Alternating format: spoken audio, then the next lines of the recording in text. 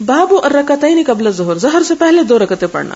یہ حدیث بھی گزر چکی. حدثنا سلیمان بن حرب قال حدثنا حماد بن زید عن ایوب عن نافع عن ابن عمر رضی اللہ عنہما قال حفظت من النبی صلی اللہ علیہ وسلم 10 رکعات رکعتین قبل الظہر ورکعتین بعدها ورکعتین بعد المغرب فی بیتی ورکعتین بعد العشاء فی بیتی ورکعتین قبل صلاة الصبح وكان ساعة لا يدخل على النبي صلى الله عليه وسلم فيها.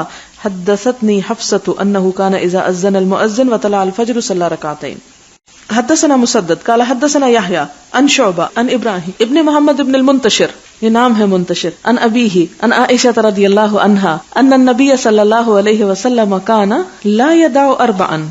کہتے ہیں کہ حضور صلی اللہ علیہ وسلم 4 رکعتیں نہیں چھوڑتے تھے. قبل الظہر 4 رکعتیں ظہر سے پہلے، ورکعتین قبل الغداۃ اور 2 رکعتیں صبح سے پہلے. تابع ابن ابی عدی وعمر عن شعبہ. اس سے کیا پتہ چلتا ہے کہ 2 کی بجائے 4 بھی آپ پڑھتے تھے ظہر سے پہلے.